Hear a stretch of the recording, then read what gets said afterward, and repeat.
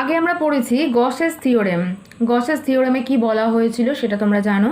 এখন আমরা এই গসেস থিওরেম অ্যাপ্লাই করে আমরা বেশ কিছু ক্ষেত্রে ইলেকট্রিক ফিল্ড বার করতে পারবো।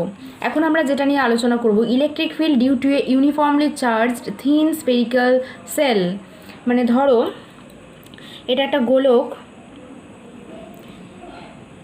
একটা পাতলা আহিত গোলক যার ব্যাসার্ধ হচ্ছে ক্যাপিটাল আর। এই গোলকটা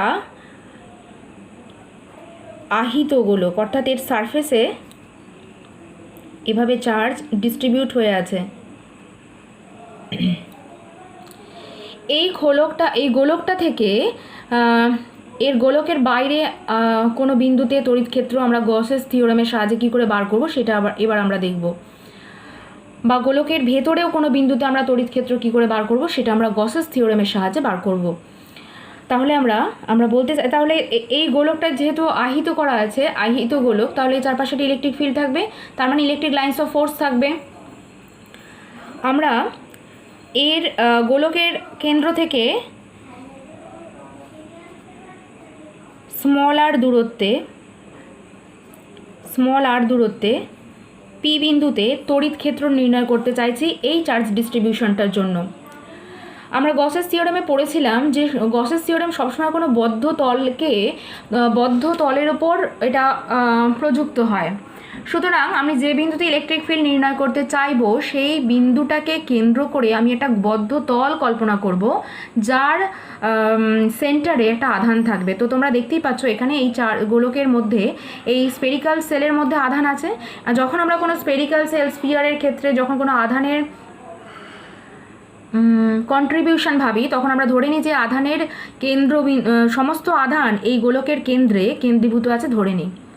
তাহলে এখন আমরা এই আধানটার জন্য এই পি বিন্দুতে তড়িৎ ক্ষেত্র নির্ণয় করব গসেস থিওরেমের সাহায্যে। তার জন্য আমরা পি বিন্দুকে কেন্দ্র করে একটা স্ফিয়ার কল্পনা করব। আচ্ছা, আমি এখানে ফোনটা ধরে করছি, সেই জন্য আমার একটু অসুবিধা হচ্ছে, তোমরা ভালো করে আঁকবে, আশা করি বুঝতে পারছো। তাহলে আমি পি বিন্দুকে কেন্দ্র করে এবং এই আধানটাকে এনক্লোজ করে আমি আরেকটা স্ফিয়ার কল্পনা করলাম। ঠিক আছে, তাহলে এবার আমরা গসেস থিওরেমে অ্যাপ্লাই করি এই বিন্দুতে তোমরা দেখতে পাচ্ছ এই বিন্দুতে আমরা ডিএস একটা ক্ষুদ্র তল যদি কল্পনা করি। আচ্ছা, এই বিন্দুতে ইলেকট্রিক ফিল্ড কোন দিকে হবে? যেহেতু প্লাস চার্জের জন্য, সুতরাং electric field along this direction হবে। আচ্ছা, এখানে একটা ক্ষুদ্র তল ডিএস কল্পনা করেছি, এই ডিএস এর নর্মাল যদি হয় তাহলে সেটাও এই দিকেই হবে। এখন আমরা গসেস থিওরেম অ্যাপ্লাই করব। গসেস থিওরেমে কি বলা হয়? ডিএস এই সারফেস এরিয়ার জন্য তড়িৎ ফ্লাক্স, সেটাকে আমরা ডিফাই বলবো, ফাই বলবো না, কারণ এখন টোটালটা করিনি। Defy equals to E vector dot DS vector. এবার আমি এখানে ক্লোজড ইন্টিগ্রাল বসিয়েছি। ক্লোজড ইন্টিগ্রাল বসানো মানে হচ্ছে টোটাল সারফেসটার জন্য কন্ট্রিবিউশন ভাবা হচ্ছে। সুতরাং এক্ষেত্রে এবার আমরা ফাই বসাবো। তাহলে phi equals to closed integral D phi, আমি নিচে লিখছি, phi equals to closed integral D phi equals to closed integral E dot DS equal to Q by epsilon 0। এটা আমরা গসেস থিওরেমের সাহায্যে পড়েছিলাম। আমাদের এখানে ই মানে হচ্ছে এই দিকে ডিরেকশন বোঝানো হয়েছে, ডিএস মানে হচ্ছে এই ছোট্ট তলটার ক্ষেত্রফল, তার এই তলের নর্মাল বা লম্ব কোন দিকে? Along E vector. সুতরাং এদের মধ্যে অ্যাঙ্গেল কত? 0। আমরা এই গসেস থিওরেমের সাহায্যে কী বার করব? তড়িৎ ক্ষেত্র বার করব, ইলেকট্রিক ফিল্ড বার করব। তার মানে ইটা আমাদের বার করতে হবে। ছবি থেকে তোমরা কি দেখতে পেলে? ছবি থেকে তোমরা দেখতে পাচ্ছ ই এবং ডিএস এই দুটো ভেক্টরের মধ্যে অ্যাঙ্গেল হচ্ছে 0। তার মানে এটা কত হবে?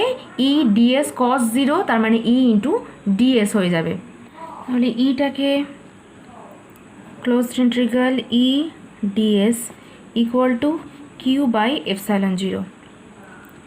যেহেতু গোলক, সুতরাং বুঝতেই পারছো এখান থেকে আর দূরত্বে সব জায়গায় প্রত্যেকটা বিন্দুতে ইলেকট্রিক ফিল্ডের মান একই হবে। তাহলে ইটা বেরিয়ে যাবে closed integral DS equal to Q by epsilon 0, or E closed integral DS মানে হচ্ছে এই গোলকটার সমগ্রতলের ক্ষেত্রফল, সেটা হচ্ছে 4 পাই আর স্কোয়ার সমান কিউ বাই এপসাইলন 0। और ই সমান হচ্ছে কিউ বাই আচ্ছা এটা চলে গেলে কত হবে 4πε0r², 4πε0r²।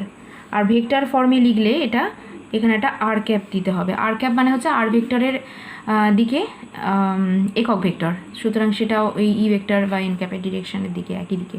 তো যাই হোক, তাহলে তোমরা কি দেখতে পেলে যে এইরকম একটা স্ফেরিক্যাল সেলের ওপরে যদি চার্জ ডিস্ট্রিবিউটেড হয়ে থাকে, তার জন্য তার থেকে আর দূরত্বে একটা বিন্দুতে, সেই গোলকের বাইরে আর দূরত্বে, স্মল আর দূরত্বে কোনো বিন্দুতে ইলেকট্রিক ফিল্ড হয় Q by total charge enclosed, সেটা যদি কিউ হয় কিউ ডিভাইডেড বাই 4πε0r²। তাহলে আমরা যদি এখন বাইরের কোনো বিন্দুতে না বলে এই গোলকটার পৃষ্ঠে বলি যে তড়িৎ ক্ষেত্র কত হবে, তাহলে আমরা কি করব, স্মল আর এর বদলে যদি ক্যাপিটাল আর বসিয়ে দিই, small R equals to capital R বসালে আমরা কি পাবো, ই ইকুয়ালস টু কত পাবো, Q by 4πε0 capital r²। Along R ক্যাপটা যেহেতু ইউনিট ভেক্টর স্মলেই লেখা হয়, তো R small R cap R capital R capital একই লাইনে, সেজন্য স্মল আর ক্যাপ লিখলাম। তো যাই হোক, E equals to Q by 4πε0r², capital r², সেটা হচ্ছে এই খোলকের পৃষ্ঠে তড়িৎ আধানের মান। তাহলে তোমরা দেখতে পেলে যে গসেস থিওরেম অ্যাপ্লাই করে কি করে কোনো চার্জ স্ফিয়ার তার বাইরের কোনো বিন্দুতে তড়িৎ ক্ষেত্র নির্ণয় করতে হয়। এবার আমরা যদি এই পয়েন্টটা গোলকের ভেতরে ভাবি তাহলে কেমন হবে, তাহলে আমাদের এই গোলীয় তলটা এই পি বিন্দুটা ভেতরে হবে, অর্থাৎ পি বিন্দুকে কেন্দ্র করে একইভাবে আমরা একটা গোলক কল্পনা করব। এই ছবিতে দেখো পি বিন্দুটা ভেতরে এঁকেছি, সুতরাং এখানে স্মল আর দূরত্বটা, এখানে যেমন পি বিন্দুটা বাইরে ছিল, পি বিন্দুটা ভেতরে, তাই পি বিন্দুকে কেন্দ্র করে আমরা এই সমকেন্দ্রীয় আর একটা গোলক কল্পনা করেছি যার ব্যাসার্ধ স্মল আর চার্জ স্ফিয়ারটা হচ্ছে এটা। সুতরাং এখানেও আবার আমরা গসের সূত্র অ্যাপ্লাই করতে পারবো, phi equals to closed integral E vector dot DS vector equal to Q by epsilon naught. এক্ষেত্রে আমাদের এখানে তো এই চার্জ ডিস্ট্রিবিউশনের জন্য একইভাবে এই পি বিন্দুতে আমরা একটা ছোট্ট সারফেস এরিয়া কল্পনা করব, এবং এক্ষেত্রেও তোমরা দেখবে যে ডিএস এবং ই ভেক্টর এর নর্মাল একই ডিরেকশনে হবে, সুতরাং এটা হবে ই ডিএস হবে অ্যাঙ্গেল 0 হওয়ার জন্য equal to Q by epsilon 0। এবার এই যে কিউ, এই ভেতরে তোমরা দেখতে পাচ্ছ যে চার্জ স্ফিয়ারটা বাইরে আছে, সমস্ত আধানই পরিবাহী পৃষ্ঠের বাইরে অবস্থান করে, ভেতরে কোনো আধান থাকে না। সুতরাং এই পি বিন্দুতে কিন্তু কোনো চার্জ এনক্লোজ করা নেই, সুতরাং কিউ ইকুয়ালস টু 0।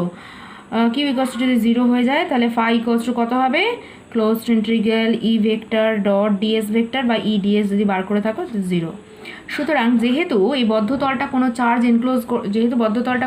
এনক্লোজ করে নেই, সেই জন্য যদি পি বিন্দুটা বাইরে না হয়ে ভেতরে হয় তাহলে এখানে কোনো ফ্লাস্ক থাকবে না, ফ্লাস্ক হচ্ছে 0 হবে, কিন্তু বাইরে কিন্তু ফ্লাস্ক হবে কিউ বাই 4πε0r², অর্থাৎ কুলাম্বের সূত্রের মতো, যেমন ডিস্ট্যান্সের সঙ্গে ইনভার্সলি প্রপোর্শনাল ছিল সেই রকম।